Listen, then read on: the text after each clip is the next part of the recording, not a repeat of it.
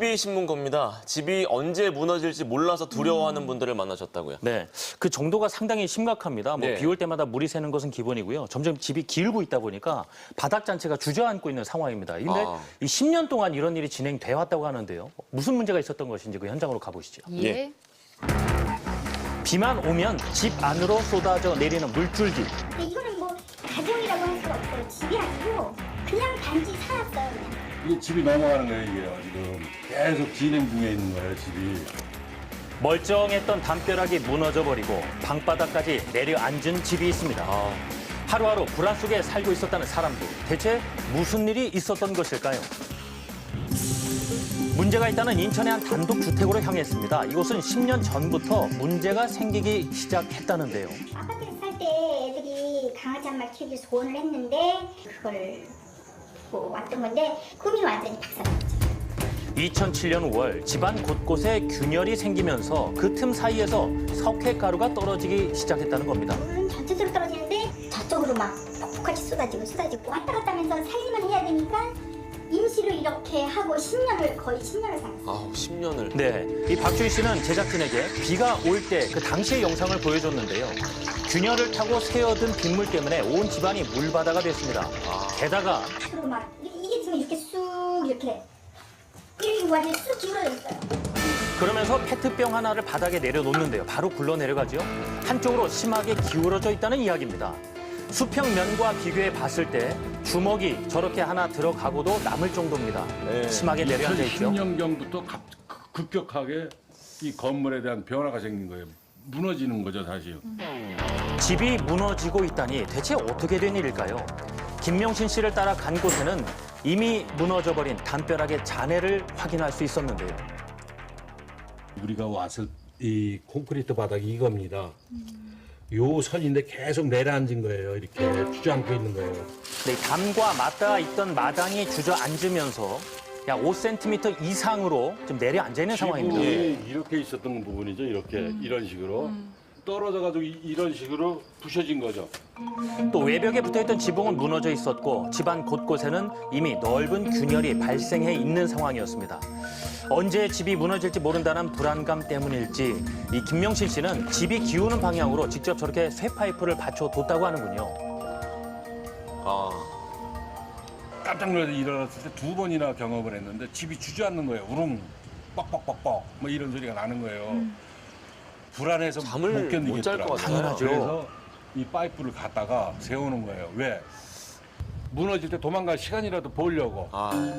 네, 그런데 이런 현상이 발생한 것은 김명신 씨의 집만이 아니라고 하는군요. 바로 이웃에 위치해 있는 김종국 씨의 집 역시 사정은 마찬가지라는데요. 예. 굴러가네요. 네, 이 집 역시 바닥이 기울어져 있는 상황입니다. 뿐만 아니라 예전에 보이지 않던 균열까지 집 곳곳에서 계속 발견이 되고 있다는데요. 자, 현재 집의 상태를 확인해 보기 위해서 안전진단 전문가와 함께 곳곳을 살펴봤습니다. 예. 지금 여기를 이렇게 보시면 이게 대각선 방향으로 이렇게 좀 균열이 지금 진행이 되고 있잖아요. 전도되고 기울었다는 그런 자료들이 여기 조금씩 나오는 거거든요. 10여 년에 걸쳐 조금씩 기울어지고 있는 주택, 과연 괜찮은 것일까요? 정확한 측량을 통해서 위험 등급을 확인해 봤습니다. 어떻게 나왔을까요? 대략 37mm 정도가 지금 기울어 있고요. 지금 이 정도 좀 기울었다고 하면 저희가 보통 안전진단 등급을 내릴 때 거의 한 2등급 정도. 보통 2등급 정도 하면 우리가 뭐 실험물의 대피나 이런 철거 명령까지도 이루어집니다. 철거 명령이면 네. 최하위네요. 왜 이렇게까지 됐을까요? 이곳 주민들은 집이 기울기 시작한 원인에 대해 입을 모아 이것 때문이라고 이야기합니다. 진짜마자 부작용이 일어난 거야. 네, 부장님은. 자, 이 주택들 인근에 위치한 한 중학교의 급식실 공사가 집들이 기운 원인이라고 얘기하는데요. 저 자리가 이제 급식실 자리입니다. 저기가 이제 약간 높은 자리가 급식소.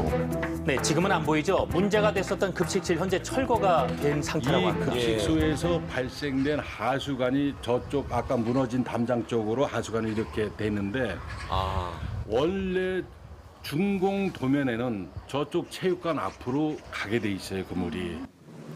준공 계획서상에 기록된 하수관의 위치와 실제 묻힌 위치가 다르게 돼 있었다는 것인데요. 그뿐만이 아니었습니다. 위에서 물하고 흙하고 실려서 내려가면서 밑으로는 계속 하수관 따라서 흙이 나가버리는 거죠. 네, 잘못 매설된 하수관 때문에 건물이 기울고 있다는 주장하는 김 씨. 과연 그의 말이 사실일까요? 전문가의 자문을 구해보기로 했습니다. 물이 내려와가지고 흙입자를 끌고 내려가서 치마가 생긴 겁니다. 자, 하수관이 최초 매설된 당시에 이 내시경을 이용해 촬영한 영상을 다시 한번 확인해 봤는데요. 이음새 부분이 이렇게 넓게 벌어져 있는 모습을 발견할 수 있습니다. 틈이 보이시죠? 예. 자, 하수가 배관을 지날 때마다 이 벌어진 틈으로 주변의 흙이 쓸려서 내려가 버리는 것입니다. 아. 급식소를 짓겠다고 담장을 그대로 놔두고 담장에다 대고 그냥 흙을 메꾼 거예요. 그리고 공사 당시 급식실 털을 닦기 위해서 이 담장을 받침 삼아 흙을 쌓아버렸다고 하는데 전문가는 이런 행위가 굉장히 위험한 것이라고 말을 합니다. 들어볼까요? 0.5기 쌓게 한 거거든요. 근데 여기에다가 한 2m를 창토를 했으니까 2m면 한 3.6톤 포압이 생기니까 아하. 포압이 엄청나요. 네, 흙이 주는 압력을 견디기에는 담벼락이 버티는 힘은 상당히 작다는 것이죠. 김 씨는 이런 피해 사실을 해당 기관에 의해 입증한 적이 있다고 이야기를 하는데요. 공공기관에 의뢰를 했었다고 합니다. 예. 시설 안전공단 무산 점검을 해줘요. 이응부 누수로 인한 토사 유출이 치마의 원인인 것으로 판단된. 그런데도 중학교 측에서의 보상은 이루어지지 않았다는 것이죠. 이미 이 사람들이 와서 판단해주고 간 거예요. 근데 못 믿는다. 당신이 입증하라고 그럽니다. 단순 의심이 아니라 입증을 판단받았어요. 했는데도요. 왜 학교 측에서는 보상을 해주지 않는 교육청에서 어떻게 것일까요? 논의가 돼서 교육청에서 이렇게 해야 되는 거고 하는 거지 학교에서는 특별하게 뭐 저기 할 수 있는 부분은 없어요. 교육청의 결정이 있어야 된다는 겁니다. 그렇다면 교육청에서는 김 씨의 피해를 보상해줄 방법은 없는 걸까요? 찾아가 봤습니다. 처음 파악했을 때 분명히 그 부분에 대해서 저는 그렇게 생각해요. 관여가 되긴 됐어요. 근데 그거에 인해서 다 무너졌다. 저는 그렇게 생각하거든요. 관리하고 이런 부분 지금 꽤 안 하셨거든요. 일을 안 한다, 안 산다라는 그거는 2016년도 7월 30일까지 살았어. 살았는데 감당을 할 수가 없어. 집이. 글쎄요, 이 교육청에서는 그간 세월 동안의 지금 진행된 과정을 잘 모르고 있는 것일까요? 지금 거기에 대한 정신을 할 수는 없는 게 워낙 일이 많다 보니까 제가 솔직하게 이 부분이 어떻게든 이걸 붙잡고 이렇게 할 수 있는 여력이 안 돼요, 지금. 결국 별다른 답을 들을 수 없었습니다. 그동안 우리 가족은 굉장히 힘들었어요. 힘들게 지내고 있고. 근데 원론적인 얘기만 하고 말해서 뭘 하겠어요. 지금도 심정은 똑같죠. 잘못된 공사로 인해 삶의 터전을 잃게 된 김명식 씨 그리고 또 동네 주민들 이들에게 하루빨리 적절한 보상이 이루어져야 할 것입니다.